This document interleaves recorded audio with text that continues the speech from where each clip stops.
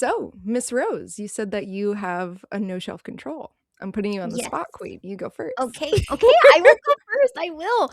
Okay, so Carlos and I actually just came back from San Diego and we did a lot of book shopping there. But I have 2 books that I want to show today. So Okay. the first book is called Against the Loveless World by Susan Abulawa. She's a Palestinian author, and this book is about a Palestinian woman that is imprisoned in an Israeli prison, and like whatever she did, everybody's trying to come and interview her. Yeah, I'm like halfway through this book. My soul is crushed. Oh. It's beautiful. And then I bought this in San Diego too. All Boys Aren't All Blue. Boys Aren't Oh, Blue. Like one of the most banned books in the United States. really? Yeah. Oh, I didn't know that.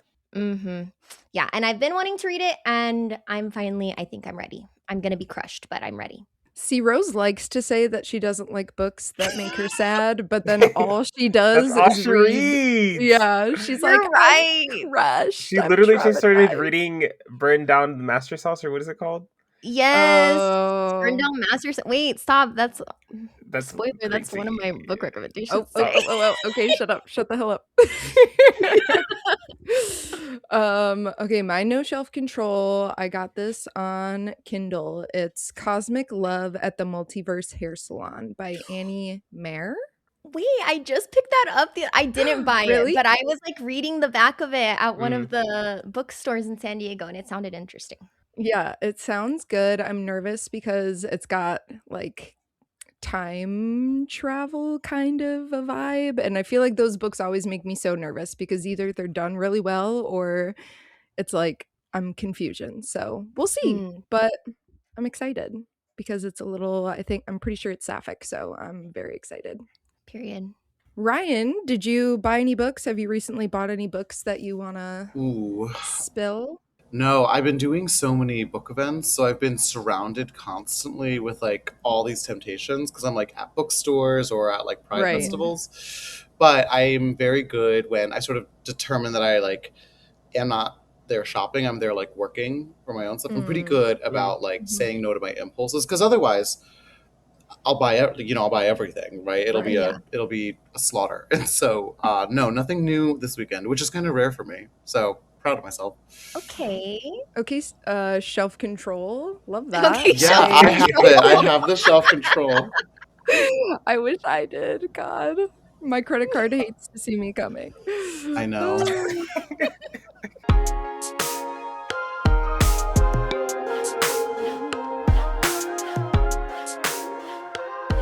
Hi, welcome back. We're your 3 favorite book besties. I'm Rose.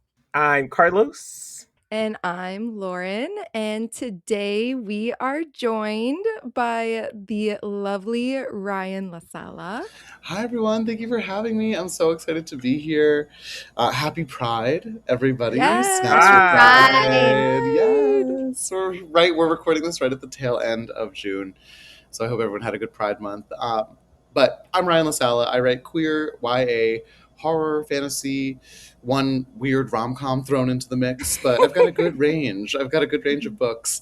My most recent book is The Dead of Summer. It came out last year with Scholastic. The paperback comes out in July, so if you want a really pretty book with nice sprayed edges, like it's my first book that's ever gotten this sprayed edge treatment. So I'm like a proud mom when I I love that. Yeah, and I'm sure, if we have questions about the books, I'll get into it. But my whole thing is that I take sort of familiar horror tropes and I put them through the prism of the queer experience to see how they might be transformed and evolved into something altogether more flamboyant and exciting and interesting.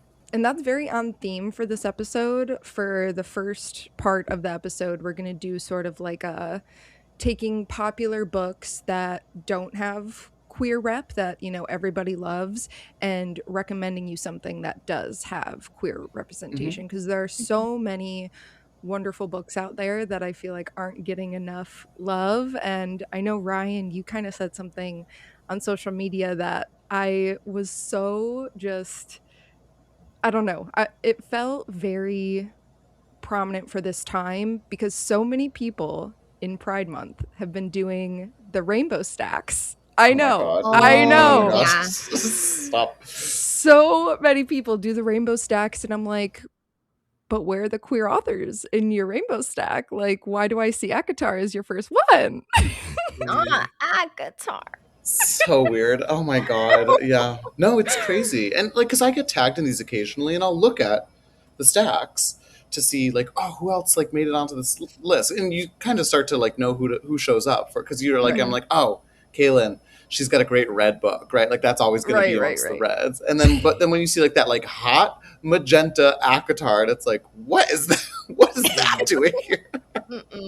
I don't know. I just, it baffles me that I'm like, girly, it's not just a rainbow to make it look pleasing. Like it's for Pride Month. Do the research. If you're going to participate in the book tag, you got to do the research. Have like a brain cell. Just one.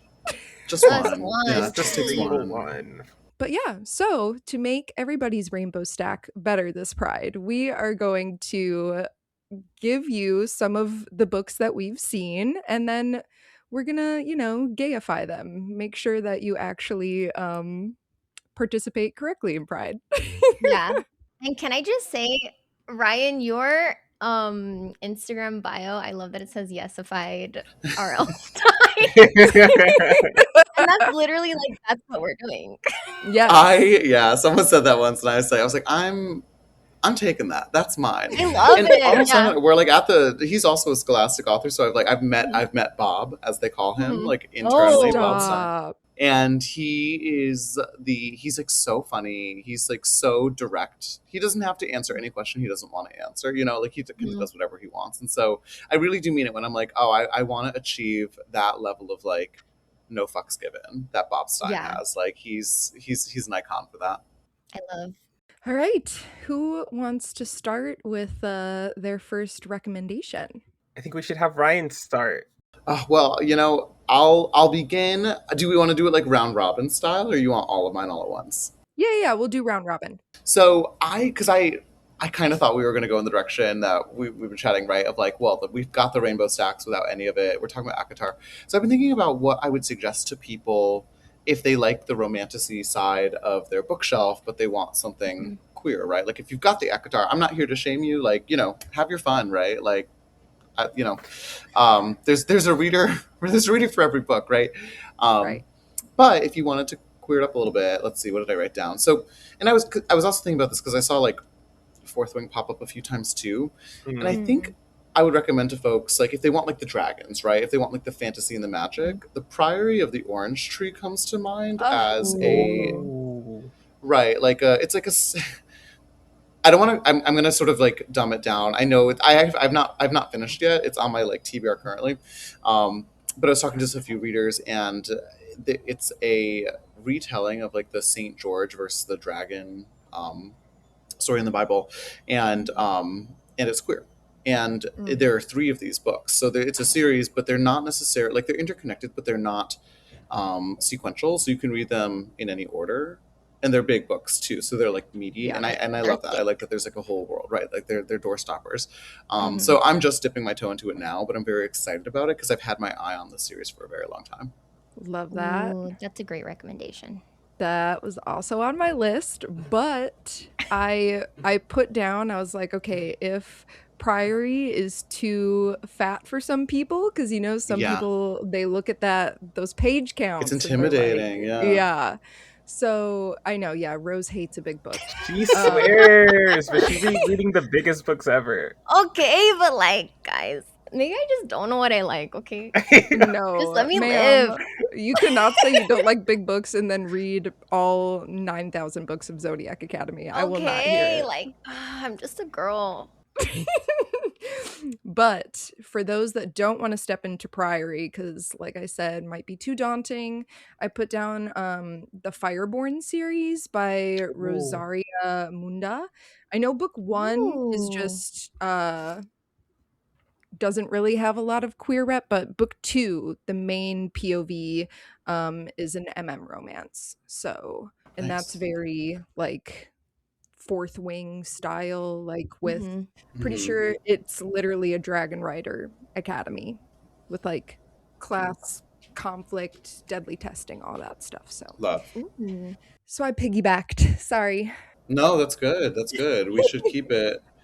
Does anyone have any other romantic sort of things that are in that genre? So long as we're chatting about it. Ooh, I do actually have like a romantasy on my list. So I've read, if you like stuff like That Time I Got Drunk and Saved a Demon, like those type of kind of like, they're not super high fantasy, but they're like more on the romance side. You know what I mean? There's a new book that just came out, A Prince Among Pirates by Yes. Katie Abdou, and I Yeah. feel like even just the cover, just gives. You took my book. Did I? Oh, No, because like, isn't it perfect? No, It yeah, just the looks cover. perfect. Yeah. A nobleman joins a pirate ship and he falls in love with the captain, and then he has to decide, like, am I gonna live with him or do I have to go be a prince? Like, who am I? Who am I? And Katie's lovely too. I met her at BookCon recently because she was so Mhm. nervous about her like debut. So we were like chit chatting about it, and I had to like hold her hand and be like, "You're gonna be fine." And look what happened. She just hit the New York Times bestseller list. Mhm. Oh, period. Mhm. I Love love. that. I actually have one also because Kimberly Lemming is the author of the ones you mentioned first, right? Like the Mhm. Time I Got Drunk, whatever. I think if you're kind of in that same vein, Ashley Bennett, who's written like Tentacles and Triathlons, or like Oh yeah. Monsters and Monsters. What is it called? Monsters and Minotaurs, something like that. Yeah. Yeah, I think those are also great. I've only read Tentacles and Triathlons, but it was great. I loved it. I will say, because some people, when they're looking for books, they're not always looking for like that sort of a spice level. Yeah, It is pretty it spicy, is pretty especially spicy. Tentacles and Triathlons. Oh yeah. The tentacles are. I gotta look this shit up right now. Hold No, It'll- the you would damn like phone. it. It's good. Tentacle. I mean, the tentacles I'm fine with. Triathlons I have zero interest in. Oh. Oh, Leviathan Fitness #2. So it's part of Yes. an ongoing saga. Okay. Yes. It is. It's a whole Sure. universe. Okay, are they all tentacles? Oh wait, actually here's the three of them. So we have muscles and monsters. Okay, I see that. That's got a wolf on it. And the last book is mantras and minotaurs. So what's the fitness theme there? Some like yoga. Yoga. Yeah. Oh, Yeah. yoga. Okay, yeah, totally. But then the Okay. wolf on the first cover, he is Mhm. the owner of Leviathan Fitness Gym. That sounds like fun. And then the Kraken in the second book is like his bestie, and then someone's dad is the third book, the Minotaur. I can't remember whose dad it is, but it's like a older love story, like mature love. They're like in their 40s or 50s, something like that. Oh, I actually did not know that. Me neither. Let's move on. What's your next one, Ryan? So, I don't want to be too divisive, but a lot of times during Pride, I think about, like, I'll be at like a Pride festival and someone will, like, there's just, it's warm out, people have short sleeves on, and I see a lot of Deathly Hallows tattoos.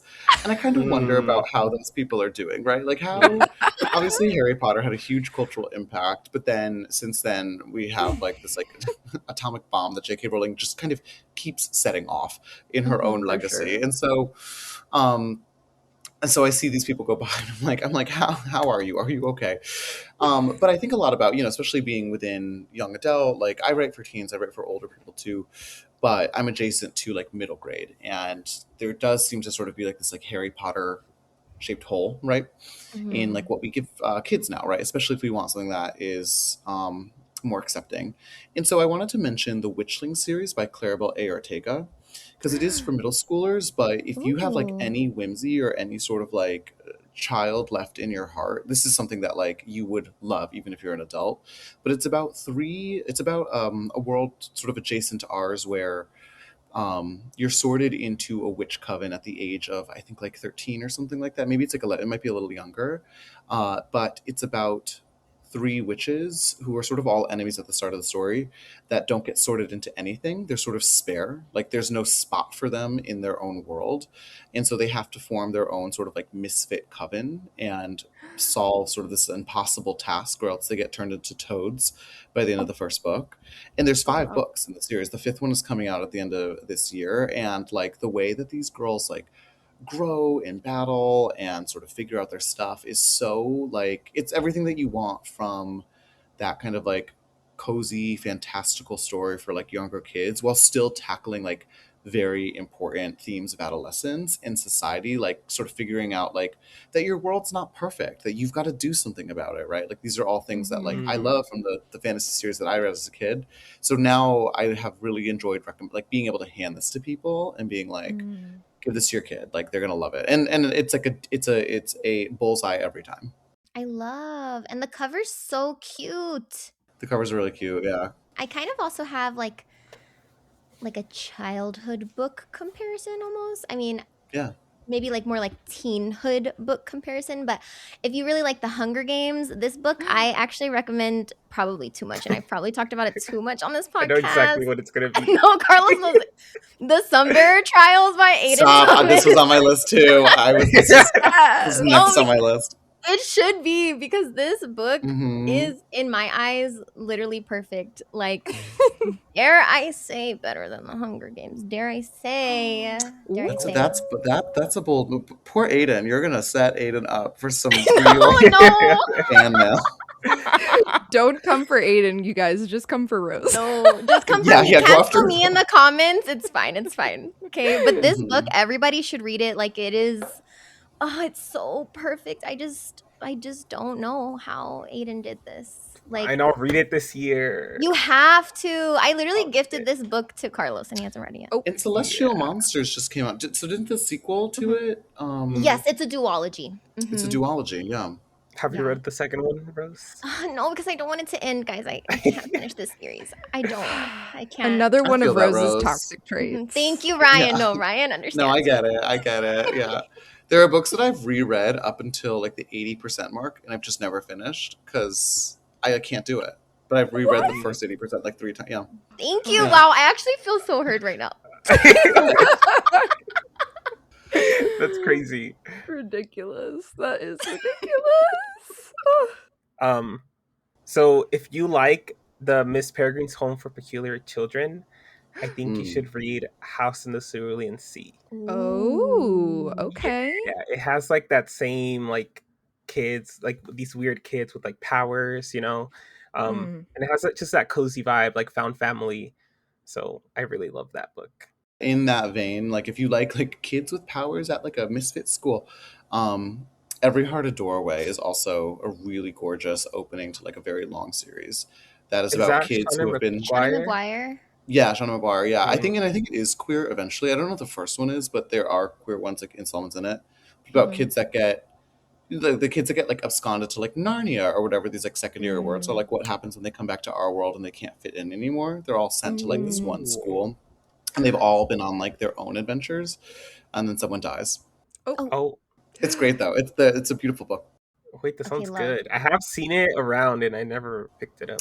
The covers, I don't think the covers are doing it any favors because it doesn't look like as like whimsical and sort of sharp as the actual book is. Yeah. But like Shannon McGuire is like that brilliant writer, and so like I didn't pick it up for a little while because I was like, that doesn't look good, and then I read it and it's now one of my like most recommended books. Oh, okay. Yeah, I do judge books by their cover. Same. Yeah, that's why books have covers. So I'm gonna do a complete just directional change here. I'm so sorry. There is like an epidemic of sports romance now. Everybody loves a sports romance, and off campus, I would say that series by Elle Kennedy, just like The Deal and like all that stuff. Super popular. Everyone's loving it. They're reading it right now. The easy recommendation would be Heated Rivalry, but like everybody knows Heated Rivalry. Everybody knows it.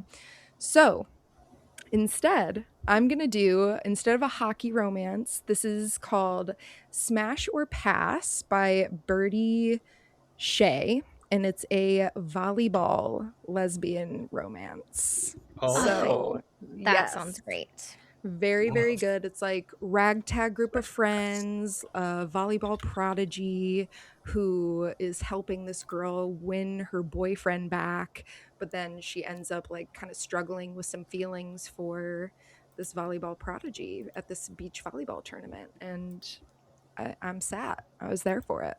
I actually love the cover too. I know, isn't the cover so good? Yeah. Yeah, smash or pass. So once everybody's off the hockey romance train, we can still stay in our sports era, but let's dive into another sport maybe. I feel like I just see too much of the hockey craze right now. We need like a WNBA. I'm sure this is Ugh. out there. So if you're listening right now and you've got like the recommendation, like DM me about it. But I've been loving watching like the WNBA recently. I have friends that are like really into it. They're like season ticket pass holders, and there's Mm, so much cool stuff going on in that league that like I'm waiting for. I want one of the women to write like their own book, right? I think that'd be the kind of the best case scenario. But that world in general is so fascinating. Someone should definitely mhm. put something in there. And there are some like very visible gay couples in the WNBA. I'm actually a new found Valkyrie fan because I love their Cool. jerseys. The That's little valid. lilac. Yeah, the Yeah. lilac jerseys brought me in. So I was like, you know what? Yes, I'm in it now. Okay. I have so this is like I have a general recommendation. So Mhm. fairy tale retellings are sort of a big thing. And Mhm. if you're someone who's like reading fairy tales, but you kind of want to read like updated versions of them that are much more diverse, like both like sexuality wise and racially, Bayron, I should say that right, Bayron, has Cinderella is Dead. Yeah, Oh, you've seen the covers. yeah. They're like they sell really well. So like this is sort of recommend like most people probably have already heard of these, but so long as we're recommending like big known like series so far, I feel like we should just address that. Like if you want like a retelling that's queer, check out her stuff because she also does horror as well too. So if you want something a little Oh, I edgier, didn't like know that. she's got a bunch of I mean maybe they're more on like the thriller side of things than like outright horror, but her Mhm. range is wonderful and she's got like a great voice in specifically like that category. So and also if you were gonna go to like an event with her, she's hysterical.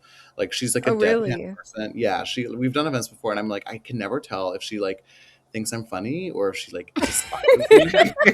You know, like like she's laughing, but I'm like she's gonna kill me after. And I just enjoy seeing her every time I see her, and we are friends. But it took like 3 years for me to be like, are we friends? Is she? Does Oh she my like me? gosh. Yeah, like one of those people. And so even now, I'm like, should I be saying this out loud? Like, and she probably thinks I'm the weirdest person in the world.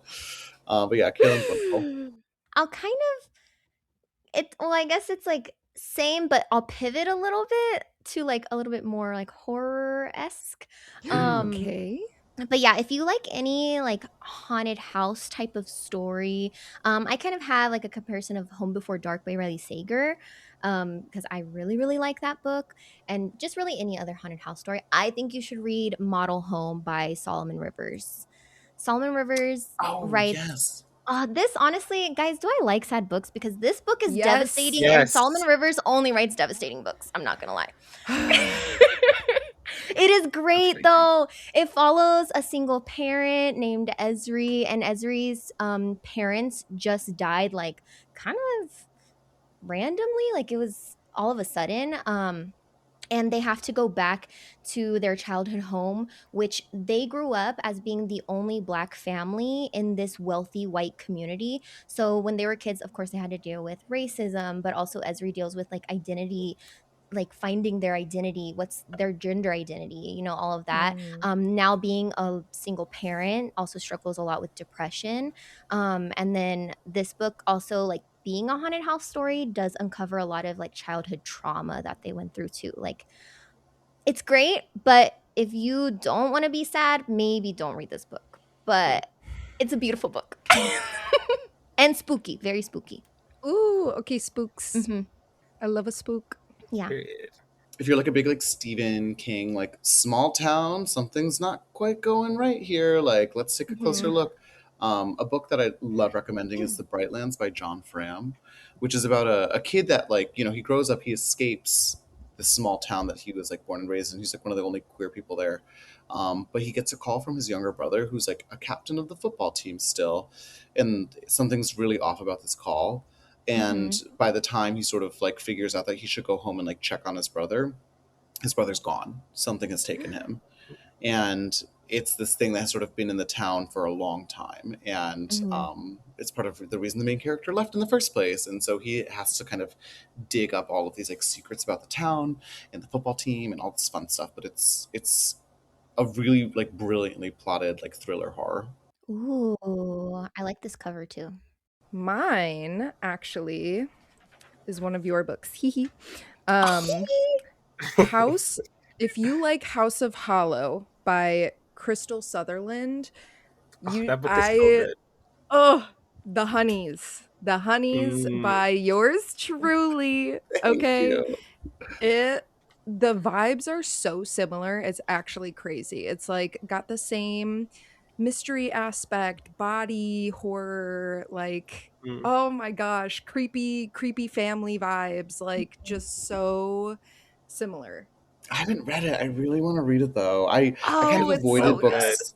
because of that book. Like I sort of wrote that in like a fever, and then the books that have been comped to it, I was like, I don't know, like I shouldn't read them like while I'm editing it, right?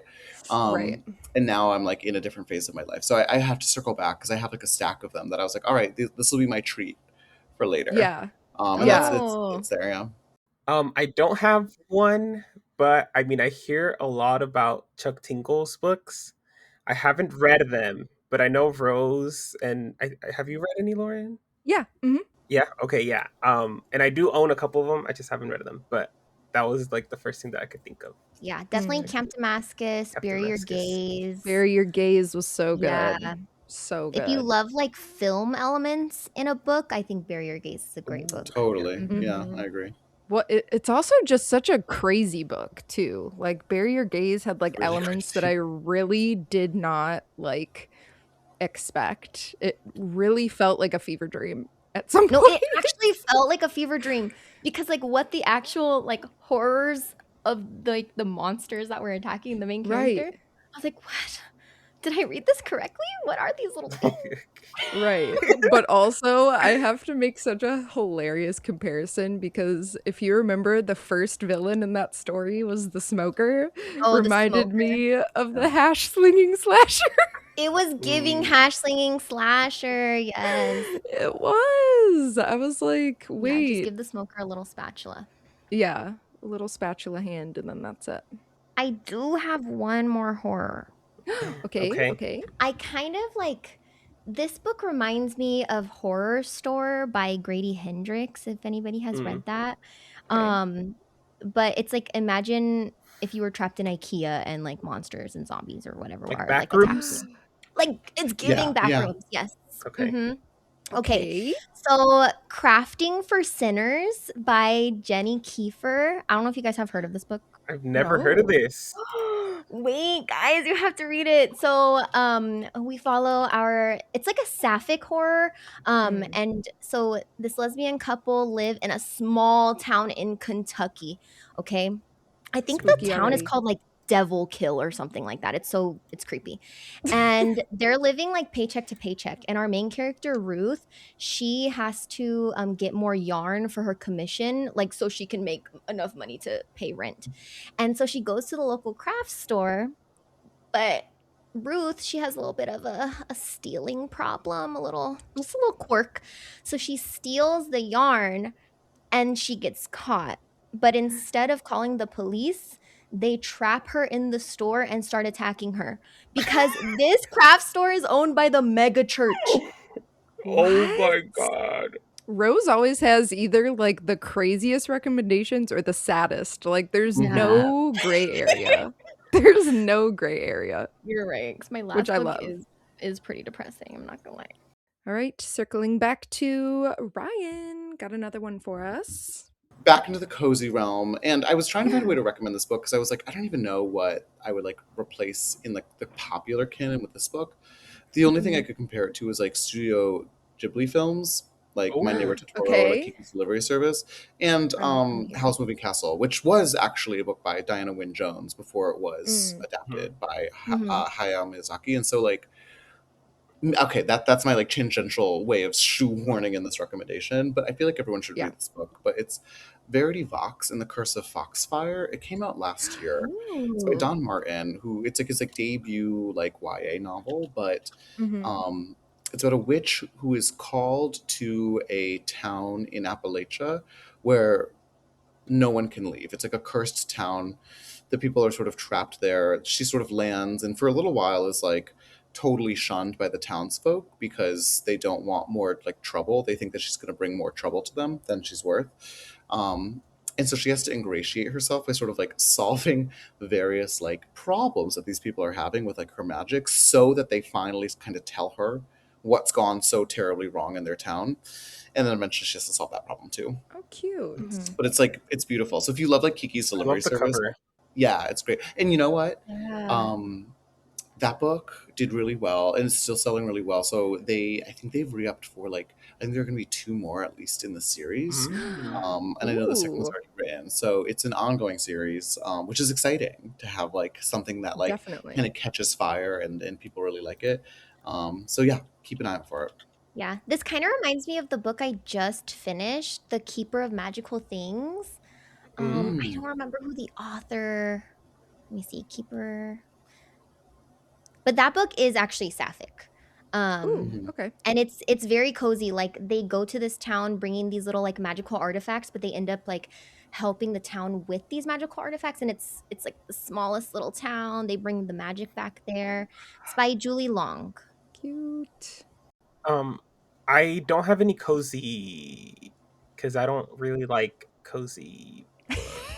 I'm kind Carlos of likes to boring. read uncomfortable. No, I'm kidding. But I do have one that we've actually covered on the podcast, but it's sci-fi. Ah! And Oh I yes. was thinking, Oh, like, good.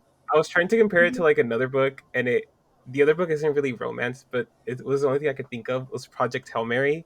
Mhm. Okay. So if you like Project Hail Mary, you should read Darkness Outside Us.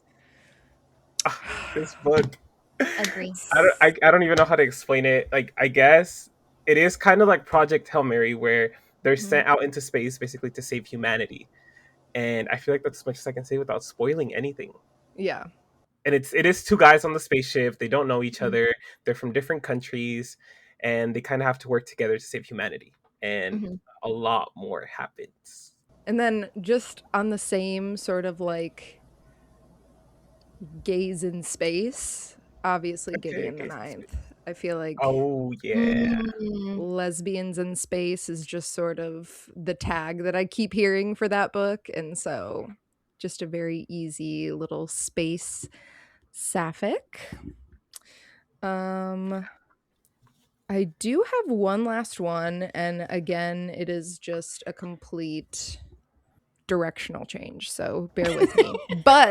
But this one's a webtoon. It's like very cute, like Oh. whatever.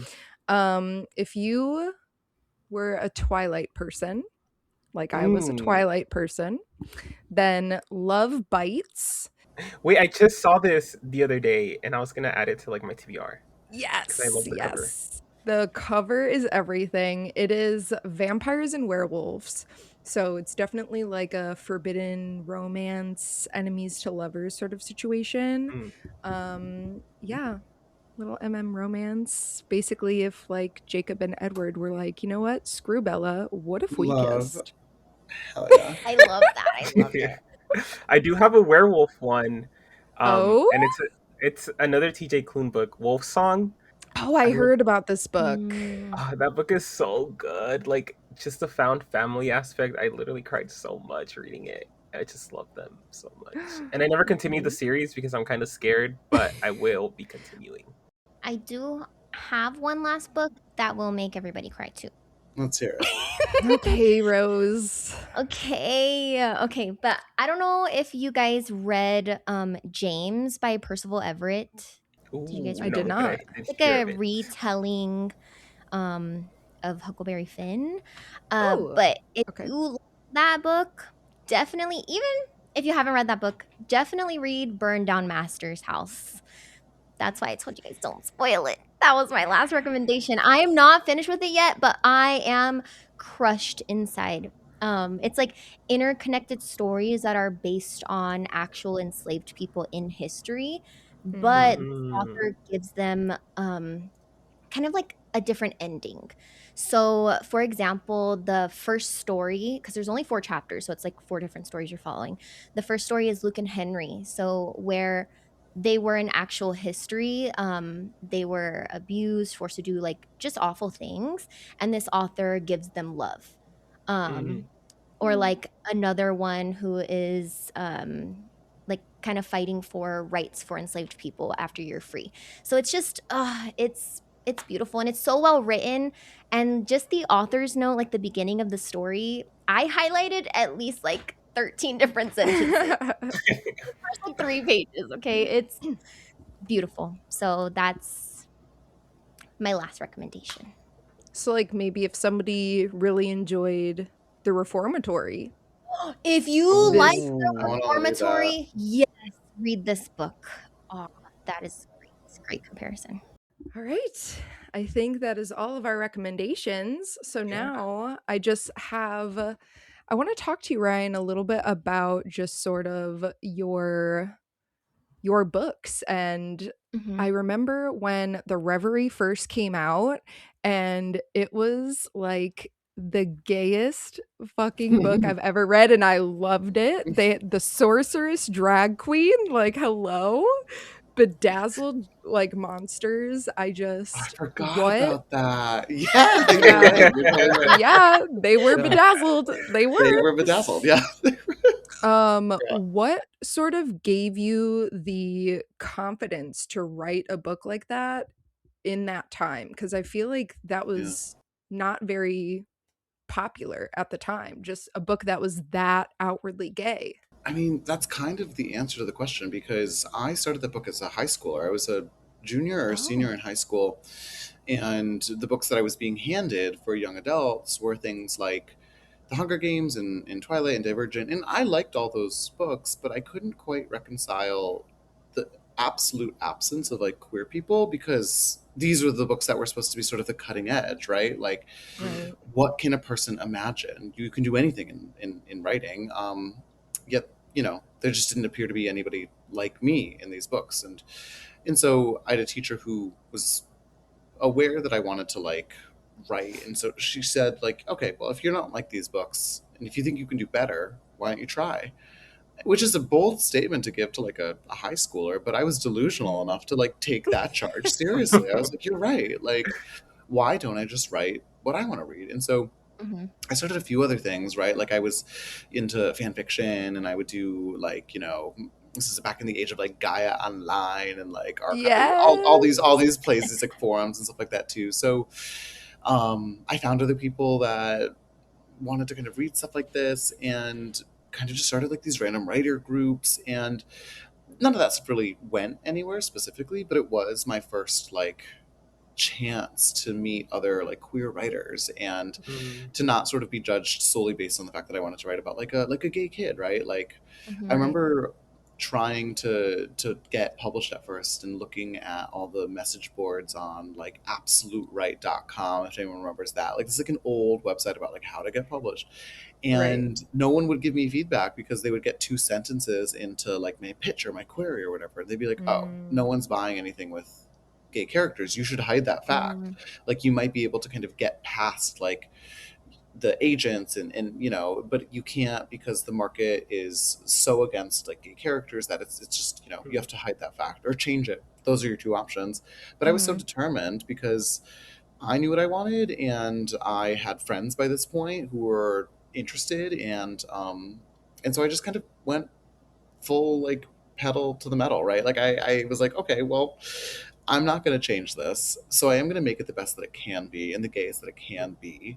And maybe it will sort of become, valuable to the market purely based on the fact that there is nothing else like it. And Mm-hmm. that's exactly what happened. Like there was a lot of For twists and sure. turns to kind of get that book out there. Like it was rejected a lot, like a lot. And it was sort of almost by chance that eventually an editor discovered me tweeting about it back in like 2016 and like took a chance on me. Like there was this whole cascade of like rejections and failures, but through it, I kept on working on that book and I just kind of kept on making it sort of more dreamy and more sort of absurd and more emotional. And I'm really happy with where I ended up. And I'm very glad that I never kind of backed off that initial charge that I gave myself as a child, right? Like as a 17-year-old, Right. just kind of write something that I wanted to read. Like that was always the goal with that book. And I mean, it's a crazy book to debut with. Now I look at that and I'm like, I'm like, I'm proud of it, but I look at that and I'm like, For God, sure. like that, no wonder that was like impossible.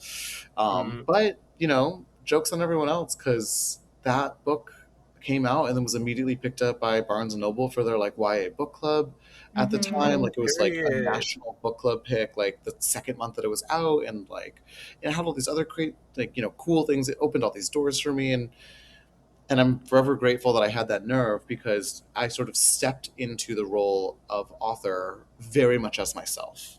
Whereas I think a lot of people have kind of had to make a lot of compromises and then reverse engineer their identity out of, the opportunities they get after that. Whereas I kind of started immediately out the gate, writing exactly what I wanted to do. And what a brilliant idea too, to like in your first book, your character jumps a lot of different genres too, like has many adventures throughout different genres. So I think that was such a good setup for even just your career to have like this book where you're like, see, I can do multiple things. Like I'm not just gonna box myself into this one YA category. Like I have so much that I can show, and I think that was really awesome too. That's kind of what made it hard to sell to people though, because what kind of book is that, right? Like what kind of book has like a dystopian world? There's a high Regency romance in it. There's like a barbarian sequence. Like there's a ton of things that are in that book. So you can definitely, like, that's why I'm like, oh, you can tell that like a 17-year-old came up with this because it doesn't adhere to any, like it's clearly a wild ride. But I'm glad that, I have a lot of respect for my past self. But you're right though, because now I have hop genres all over the place. And I feel like you're totally spot on observing that. And maybe I didn't really even realize that at the time too, but it does sort of seem portentous. Yeah. I mean, when I was, because we're all Barnes and Noble booksellers, or we all have been at one point. And so I remember hand selling that book for me was super easy because all I would say was, this is like everything but the kitchen sink in a book, but make it gay. Like just gay as hell. And that automatically, like just short and sweet was just, I'm in. Catches anybody's. Yeah, God, exactly. Bless you. Thank you for doing that. This is like, you guys have like the razor sharp like bookseller rec, whereas I'm like, well, I have all these theories about why I did these things. But you're like, no. But then at the same time, how did you handle the discourse with like, I know especially with Reverie, it was very like either people loved it or they hated it. How did you deal with that? Like how did you take that feedback lightly, or was it sort of like, did you spiral? What happened? There was probably a little spiraling because it was my like debut book, right? And so like it was sort of my big shot, and I was like, okay, well, every bit of feedback I get is gonna like, it matters. And what you eventually learn is that that's just not true. Not every bit of feedback can be weighed the same, in part because when you get enough feedback, you start to notice patterns. And the pattern that I noticed with Reverie is that the people that loved it, they read a lot of books. So they sort of understood that, oh, this is a book sort of covering a lot of different territory. That's why it feels a little patchwork, because these characters are hopping between worlds. So like even the way that it's like written would change based on like the world that they were in, which is on purpose. The vocabularies would shift and things like that. And the other people that loved it were like queer teenagers, right? Like the people that I wrote it for. Whereas the people who sort of would show up and not like it either, they were like book banning people, right? Who were just aghast that there would be a drag queen sorceress like in a book, right? Or it would be like, and no offense to middle-aged women from Ohio, you're a vital part.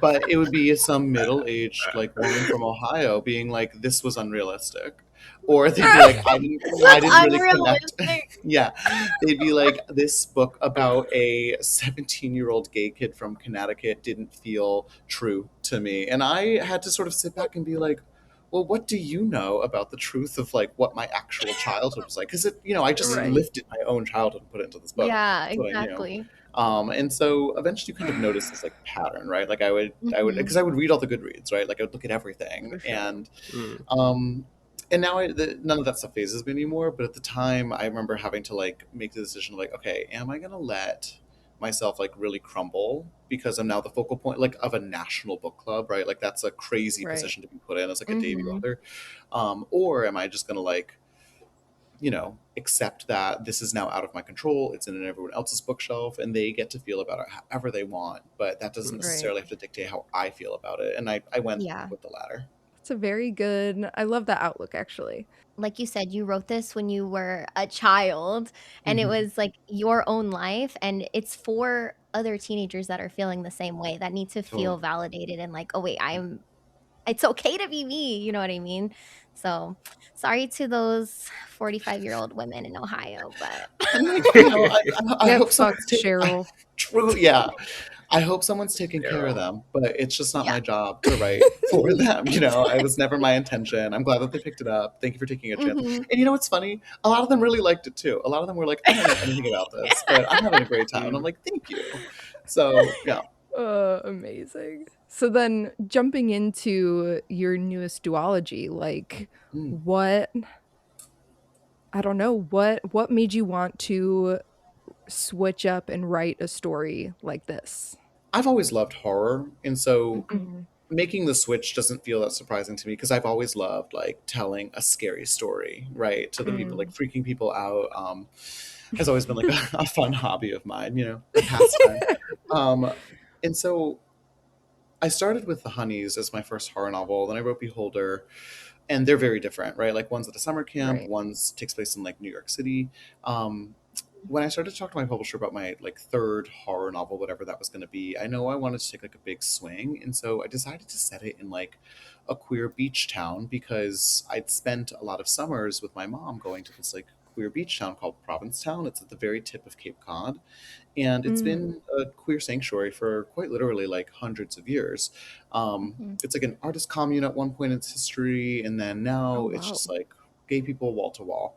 And often with the horror that I write, I'll pick up a monster that we're familiar with, like a cult or witches or something, but I'll sort of pass it through the prism of the queer experience, like, to see how it'll change. I think that's For even what I said sure. when I introduced myself.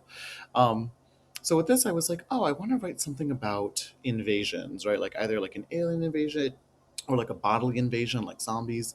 But I think that queer people would just handle things differently because of our specific history with pathology. And so Mhm. I also wanted to write something about like the ocean, right? Like something coming up from the ocean to kind of take Mm. back people from the land and sort of merge us back into our original aquatic selves. And so there was a bunch of themes going on there, but ultimately I wanted to write about my love of like queer communities and queer sanctuaries and how we save each other to save sort of everybody, right? Like there's no every man for himself within the gay Yeah. community. We know that we have to survive all together, and I wanted to write about how that would affect kind of an apocalyptic scenario.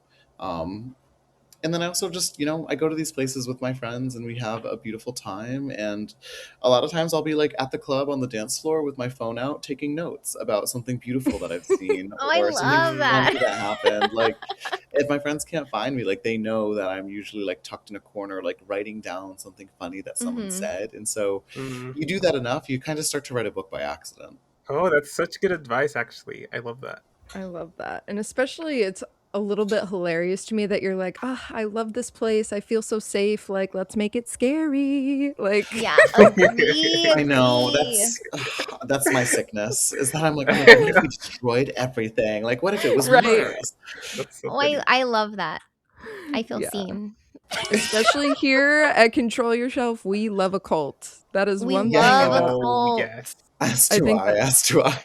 Yeah, that's why I loved the honeys so much, because I was like, oh, this is just giving such a crazy like hive mind cult. I loved it.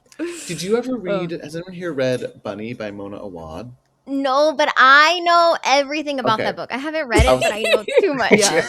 I was gonna Yeah. say, especially, I mean, because it's like, it is and is not. It's about cult mentality, but it's about an MFA Yes. Right. program, and so you should check it out. The sequel to it just came out, but it's also a Oh. prequel. Like it takes place sort of around Bunny, and I'm reading it right Ah, now, okay. and it's amazing. Mona Awad also has a beauty cult book that you might like called Rouge. Oh, I know this cover. You've seen the cover. It was in like Yes. it was in like airports and stuff. Like it was a big book, and so Mm-hmm. um Ah. but again, like it's not directly a cult. It's about like it's about a med spa in California. But like Period. that's all I'm gonna tell you. Yeah, like you should check it out. Okay, med spa. Speaking of the honeys, I don't know how much you can tell us or if you feel comfortable talking about this, but it is going to be adapted. And how do you feel? Like, how is this Ooh, process that's so of fun. working to getting it adapted? And, just how is Yes. everything? How are you feeling? Oh my god, it's. I mean, it's a dream come true to have something Mhm. optioned for a major motion picture, right? Like that is the dream for so many people. It was my dream Mhm. for a long time. It is a dream that comes true very slowly and very Right. incrementally.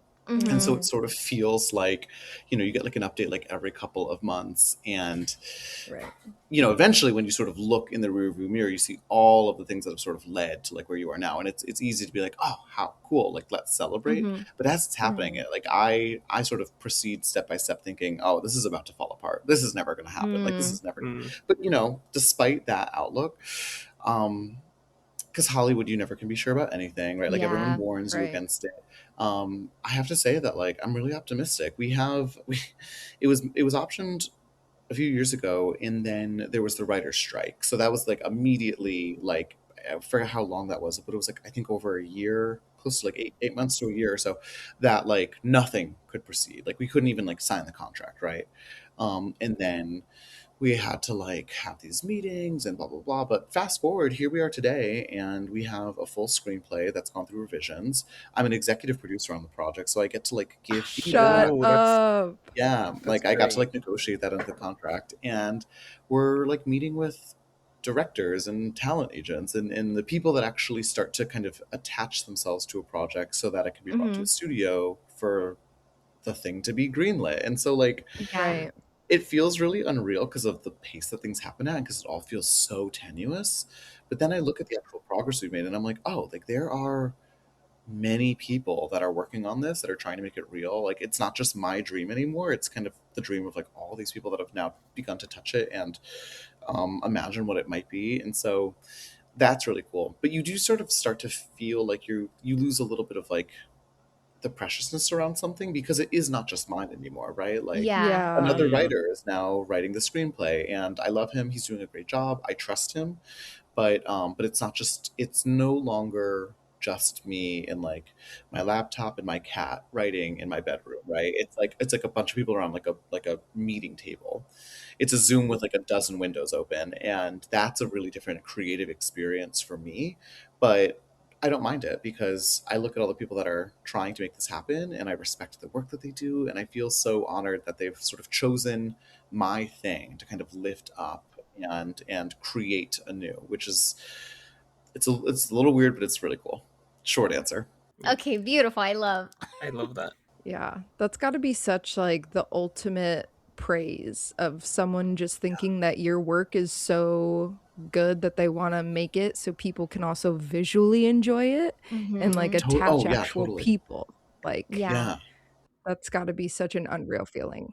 It's similar with like so the Dead of Summer, the duology that I'm sort of in the middle of right now. The first book's out, the second one comes out next year. Like even that, the audiobooks for that, they did like a not like a full cast, but like a multi-casting for that. And even hearing Yeah. Mm. like and it ended up being like it like received an Odyssey honor, which is a super high like award from like the American Yeah. Library Association for like audiobooks. Um so it's really cool watching them like the actors get like awarded for this, but like even that, like hearing people act out scenes and stuff like that was the same sort of thing of like, oh, this isn't just like my thing anymore. Like you kind of have to Yeah. give it Right. away. But if you work with good people, and you know that part of that's luck, but also part of that's just like discernment, then you get this amazing benefit of watching someone really talented like take their talent and lay it over yours and create something like altogether better. It's like their interpretation, but it only adds on. Like it created something that maybe you didn't imagine, but you loved in the end, you know? Totally. That's the beauty of art. Yeah, I hear authors talk about that all the time where they're like, you know, that wasn't even like my original vision, but if you interpreted it that way, like, cool. Like, I'm not gonna correct you. Like, this is just something that I wrote down and you had your own vision for it, and that's okay. Yeah. Oh, totally. Totally. The beauty of reading. It really is. It really is. It's an unmatched sort of connective experience. So I'm here for books. I'm glad that we've got podcasts like this. I'm glad that we've got like tons of recommendations that we can trade with one another. Like, I know we're having an intellectual crisis in this country, but then I have conversations like this, and I'm so like heartened. Like, I spent all day at a Pride festival today, like with a bookstore, signing books and stuff like that too. And so many people came up to the bookstore. They were so interested. And this is like an outdoor festival, right? Like, there's a ton of other stuff to do. Yeah. But reading was so alive and well, especially in like the queer community, that I was like, okay, it like gave me back a little hope, you know? Yes. Yes, we're missing so much community, and I feel like books like bring that back. Yeah, there's no other real way to export an experience aside from storytelling, right? And books are kind of a very effective way of doing that. I just think that there's something related with like this lack of empathy that we're dealing with, this lack of like intellectualism, and like a decline in the interest of like storytelling. Like, I think these are all kind of one thing with many different faces. So yeah, I'm glad to, I mean, even as I was like getting, you know, it was a long day, but I was looking forward to this podcast because talking to people about the books that they're reading and why they like their books and their weird reading habits, Rose, is like, yes, call her out. Call me out. It just makes me so like happy, and I like, you know, I'm like smiling ear to ear about it. So I don't know. I don't even know what the question was. I'm glad that we're talking about it. But yeah, no, we were absolutely tickled that you wanted to, you know, join us for this. What? I'm an old lady. Let me live. I'm 30. I can say tickled, okay? Oh, I'm 30. Let her live. Yeah, let 30, me live. basically time to die of natural causes, you know. Literally ancient. Like... I'm 35, so But no, we were so happy that you know, took time out of your busy schedule to chat with us and, you know, give this Pride episode what it actually deserves, because people's rainbow stacks just needed some help, man. They needed some desperate attention. Yeah, I know. We should do now we're all in this together.